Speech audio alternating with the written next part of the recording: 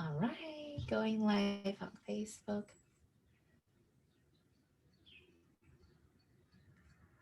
Okay, I think we're live. Oh, yes, we're live. Ooh, Hi, everyone. Welcome to episode number 11 of the Blossoming Into You show. I am your host, Miko Lau, and today I am so honored and so excited to have with us Stephanie tuning in from snowy Chicago. And we're going to be talking about sexual trauma and how to heal through pleasure as a tool. With that being said, Stephanie, welcome. thank you so much. I'm so excited to be here. You're so welcome. I'm just digging your vibe, your energy, and we were just talking about this off camera. It's so funny the synchronicities that come into our lives when we are in alignment, when we're in flow, in the zone, and like we picked out an outfit that are just matching. We didn't plan this. Yeah. It looks like we did. And did you notice that your candle in the back like matches my lipstick and the flowers on Oh your my thing? It's like we are all synchronistic today. I love it. I love it. And isn't the color yellow and orange like resembles the womb area? I'm not sure. Like the Yeah, chakra. yeah, orange does. Yellow is traditionally more like solar plexus belly, like power empowerment. Yeah, so Isn't we that got a lot of funny? like lower grounding chakra energy going on here with the reds and the yellows. And full transparency, Stephanie, I didn't even look at the form you filled out until like I hopped down here. So I didn't plan this. I Oh, didn't either. oh, that's so amazing. Well, before we jump in, Stephanie, I do want to say a massive thank you for being on here today, being our honor guest to talk about a topic that I think it's so important that it's not being talked about publicly. So thanks for creating space for women everywhere that's going to tune into this to know that it's okay, to know that there's a safe space for them to be in exploration, to lean in, to discover, if they have been through sexual trauma, what that would look like if they choose to heal it from this point forward. So tell us a little bit about you. How did you get into this work? What was your journey like? Share us all the good Yeah. nuggets. So I guess just like a high level overview is I have been in embodiment work for about 20 years. I walked into my first yoga class in 2000. It was actually fall of 2000 when I went to college. And I was like, oh my God, this is what my body is. This is how my body's supposed to feel. And then I was hooked. And, getting into yoga was kind of the gateway for me into meditation, into breath work. And a few years after that, it was about 13 years ago, I went to a yoga teacher training, lived in an ashram. I did the whole like quit the big corporate finance job and run away to an ashram and study yoga and all the yummy embodiment stuff. And ever since then, it's just uh, kind of added on. So that was like the pillar was like getting into the body. And then the breath work and meditation was the next piece. And then I became a Reiki master because I really got into the energy of it all. And that made more sense once I was able to feel into my body. And then I got into a deeper level of breath work, specifically for trauma release and for tantric practices.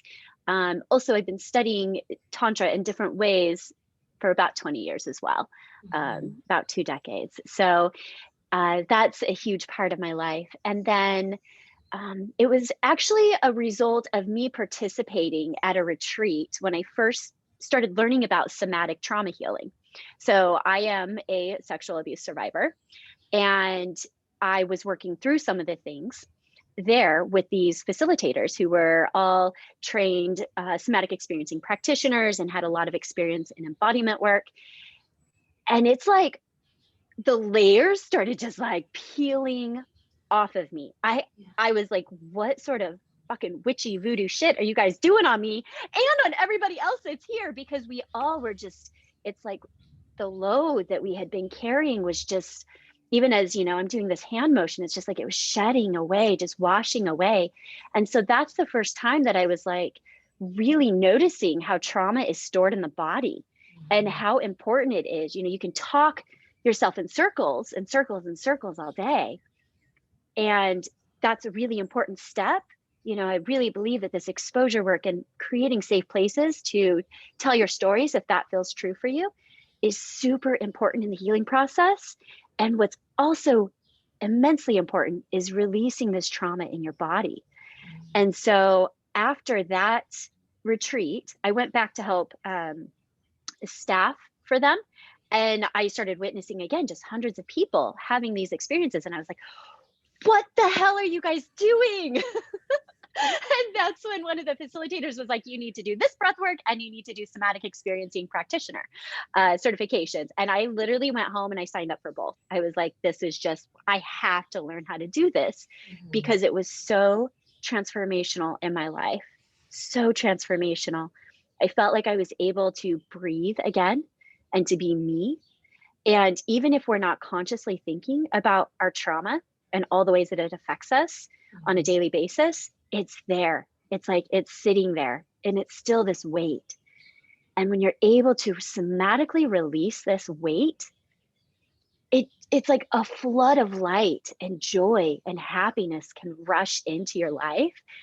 And like, I mean, you and I are both in sex, love, and relationships. So it's like the orgasms can be so much more profound, and this tuning into your sensual and sexy and peaceful pleasure that's opened up because you're no longer physically carrying this burden of your trauma stored in your tissue, in your muscles, in your nervous system any longer. So that's kind of how I got to where I'm at and doing the practices that I do and working with the clients that I work with. And I really niched out into working with sexual trauma, obviously because it's near and dear to me, but I've also seen personally the transformation. And I've also worked with so many people and witnessed so many people that don't have to have that be their story anymore. It can be a part of their story, but you can rewrite it into this sexual empowerment, this pleasure reclamation.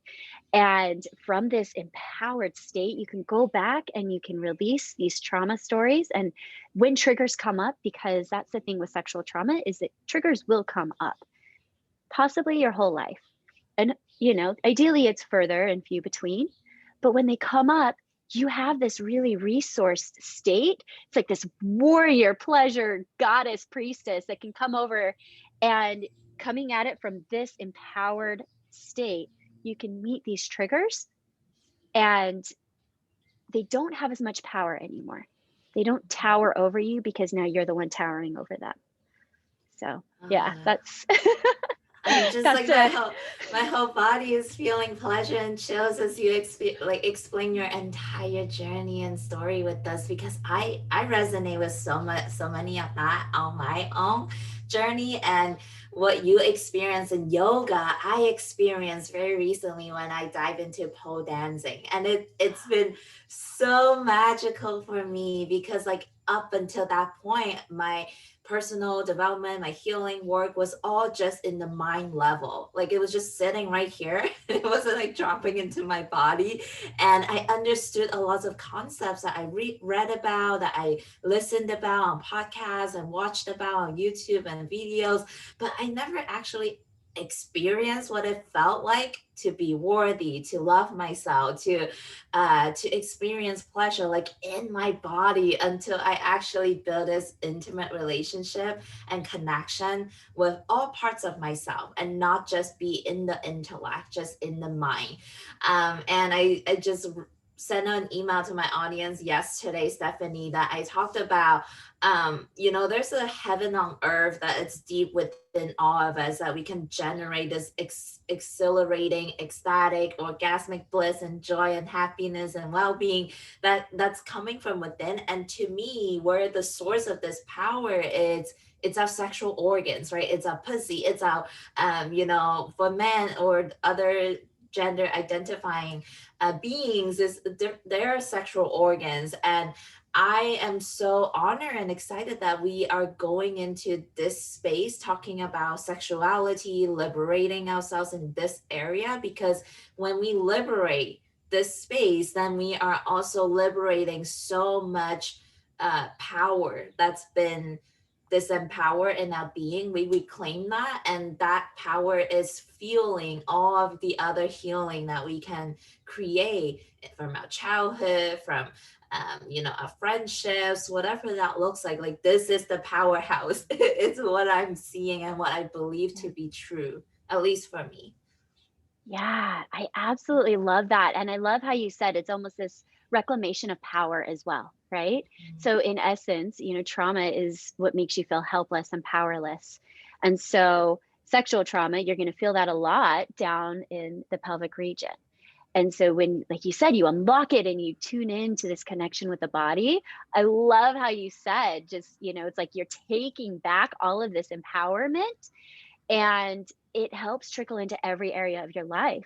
And I truly believe that, and I'm going to speak just from a lived experience as a woman, when one woman can take her power back from that type of trauma and start to live in that, it opens like a flood, a gateway for other women to start taking their power back and saying, no, this doesn't fucking define my life.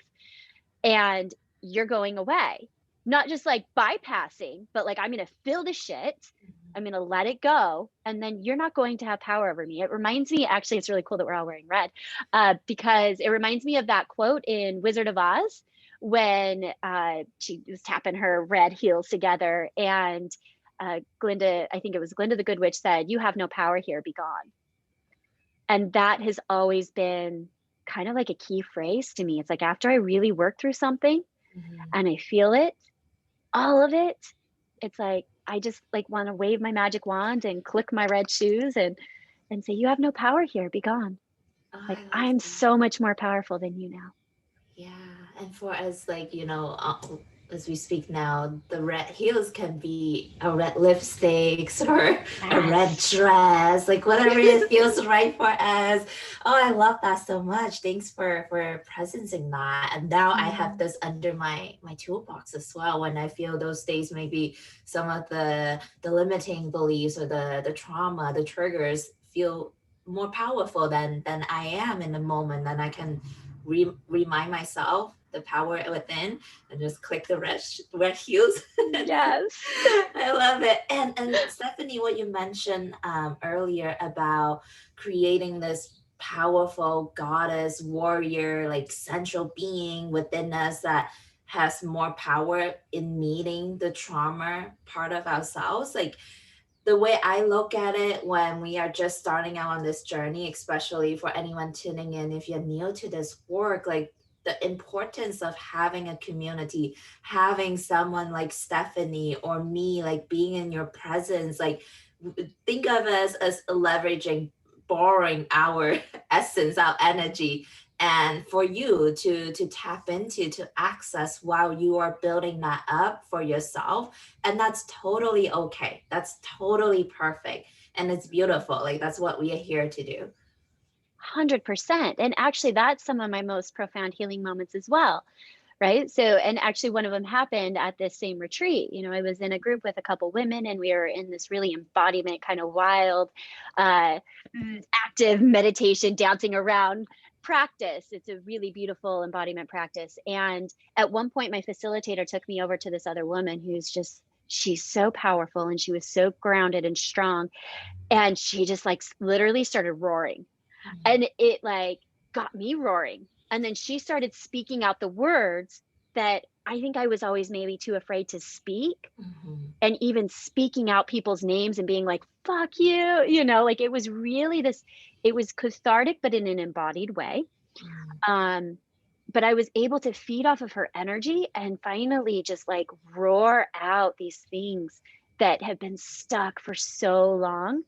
And so it's so important to kind of, create these spaces where we can really lift each other up. And, even after you've done the work, like I need people that I can go around that lift me up. And, everybody does. Everybody in our journey, we always need somebody that's at the next level, either in that day or in time or whatever it is, to be able to lean on for when we do have those days when you're like, okay, this feels like it's like strangling me right now? Mhm. Yeah, yeah. Yeah. Yeah, and it's what we learned yesterday with Layla. that where she talked about the emotional fluidity, where some days we may feel really powerful, but some days we just want to curl up in a ball and just cry and release. And a lot of what we are talking about, Stephanie, it's like it touched me so dearly in my heart, because I remember, like, before I got into this work, before I built this relationship deeply with my emotions and my body, like unlocking all these trauma in my body, I remember just being so repressed in so many ways, like even in my connections with other people, like in romantic relationships specifically, like I felt so much like put into a box that when I got emotional, like that was not okay. Like I was being an emotional girlfriend or a Yeah. partner, and like so much shame around that. But my visual like image of us, this feminine, this feminine essence, or I don't know. I'm trying to learn the language. Like I want to be Mhm. correct. With Layla, what we are learning, like there's so many different ways of describing these energy. But as of Yeah. right now, what's coming up for me is like that feminine like essence, the emotional side of us is the waterfall. There's a waterfall inside of our body that is like Mhm. just wanting to pour out and express itself. But what most of us are doing is we put like a cap on this waterfall, and it's just building up and building up, and we get to have those sacred space to completely unleash, to completely like let go.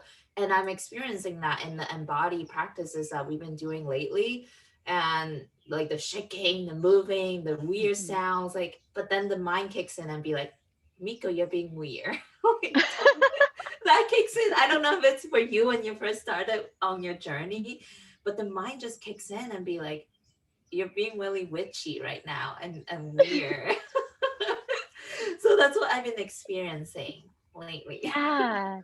I think that that's a super normal process for everybody to go through when they start doing, like, these embodied practice, like true embodied practices, right? And then start making sounds. And I remember really the first, outside of, what's socially acceptable, yoga is, it's acceptable to go to yoga, it's acceptable to do these things.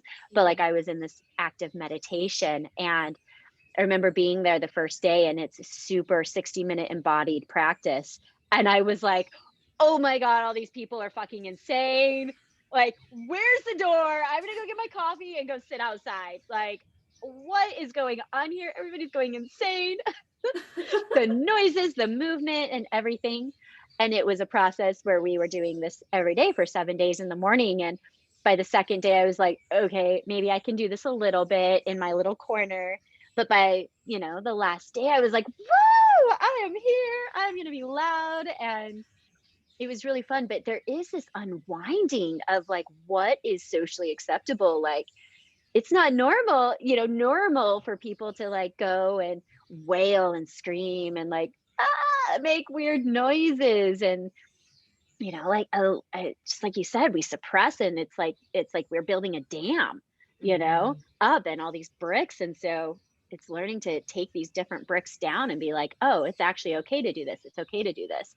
And the more we do it in these embodiment practices, actually I have found that that translates into way better sexual practices too, because your voice is now free. If you can get on a mat, yoga mat, and like scream and make weird noises, like you're Mhm. gonna likely be a lot more open to it in bed.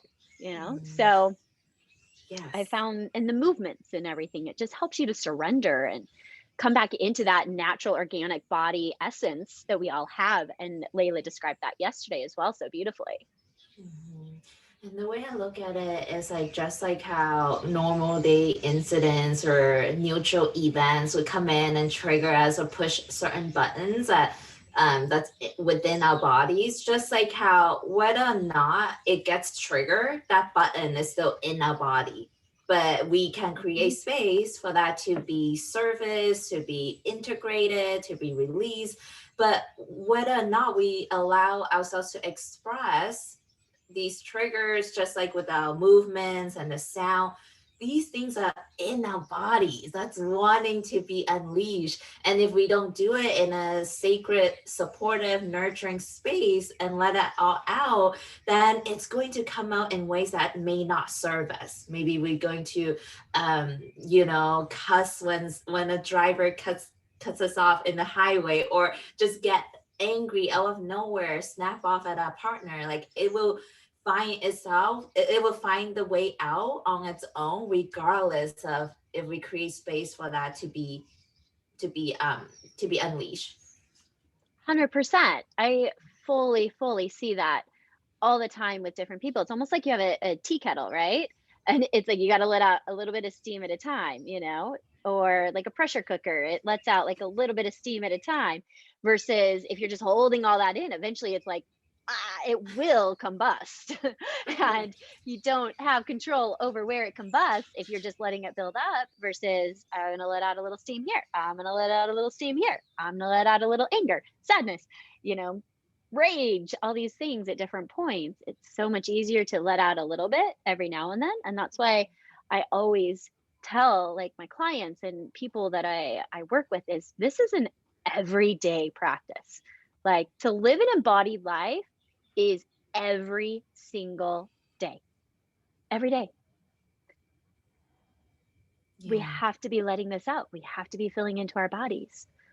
And it's not like a 90-minute practice, but it's something as simple as taking 2 minutes to like you said, like shake things off or like go and scream into a pillow, but really honoring what it is that we're feeling. But this is an everyday practice.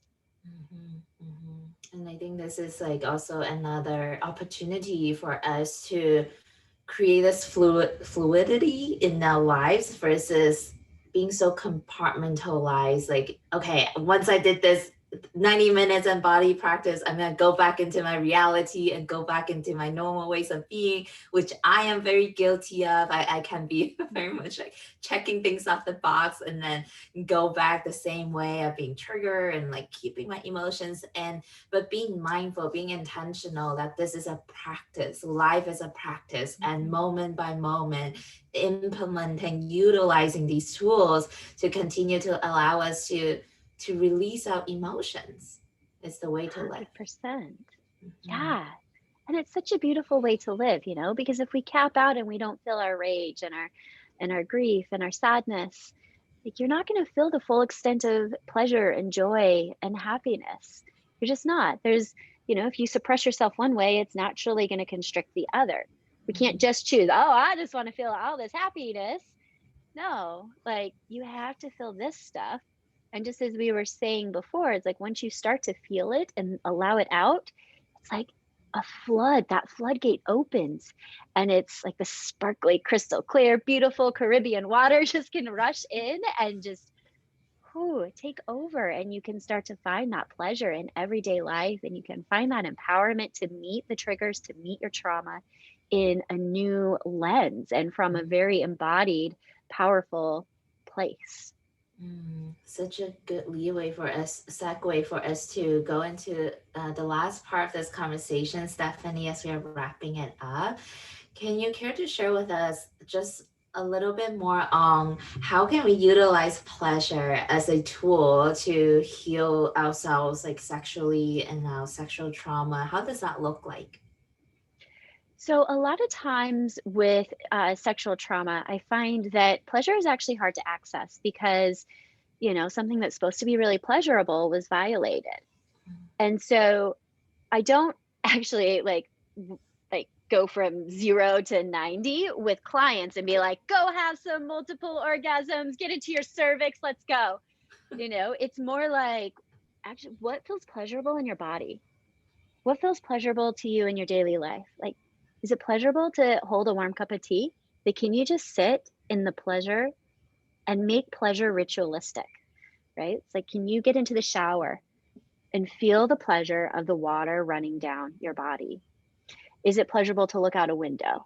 So it's completely rewriting the narrative from the bottom up, learning to have pleasure in everyday things and making pleasure your ritual. right? And so when you can start to feel pleasure, like, actually, I really like my arm tickled, or I like, I love my head. This gives me so much pleasure.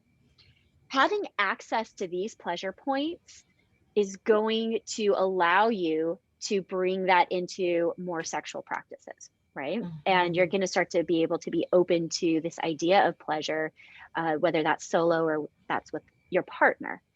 And learning to reclaim your pleasure, I look at it, okay, so we have this warrior goddess priestess person right here, that we were talking about that can come over and stand and hover over trauma. How I look at it is pleasure, it's like putting on the armor, right?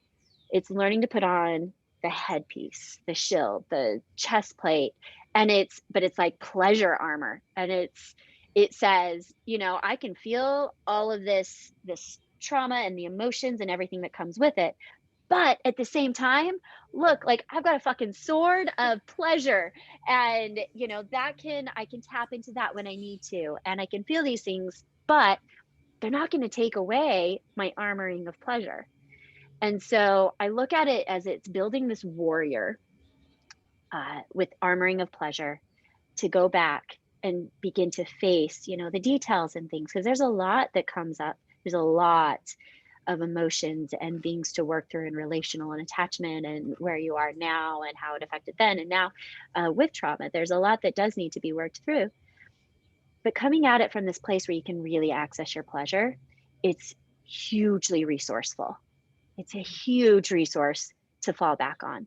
And actually, Layla said it yesterday, and I've been saying it for a long time as well. And maybe I heard it from her. I don't really know. But she says that for every painful thing that you feel 2 different ways of pleasure, because we need to have this pleasure as our resource. So you can tap into these, if you feel rage, tap into your rage, but then what are 2 pleasurable things that you can do for yourself? And like I said, that doesn't have to be like going and having these like energetic orgasms, which are super awesome, but it can be as simple as like making your favorite tea and holding the tea, or lighting a candle, or buying yourself a flower. If you don't want to go buy it, go pick a flower and put it there, something very pleasurable. So yeah. It's so funny that you brought up lighting up a candle, because literally when I lit up that candle, watching that fire just like woo, that gave me pleasure. But I Yes. but I love it. It's like the way I look at it, the way you explain it was building up a pleasure muscle and making our body know that it's safe, that it's okay to experience pleasure, and start off with small day-to-day things that doesn't scare us so much, that doesn't intimidate us so much, and just building up that muscle, and so that it becomes a natural thing, and then it also prepares us for when we are ready to do some of those deep healing, that may be very painful or scary or traumatic. So at least we have that buffer, we have Yeah. that thing to fall into. So this was such a fun conversation. This gave me pleasure. Stephanie, thank you so Me much. too. Thank you for your joy, your pleasure, like energy, this essence about you. Like just being in your presence gives me so much joy. And I want to say thank you for everything that you're doing. Thank you for the work that you continue to do on your own and with your clients. And together we can create a planet that is pleasure filled. That's my vision. That's what I stand for. And I cannot wait to see when everybody is living a pleasure filled life. Ooh, I what a am world. right there with you. Pleasure warriors unite. Yes. All right. And I do want to acknowledge our listeners as well for tuning in. Every time you do dedicate and create time for you to tune into something like this, it's an act of self love. So thank you for being here.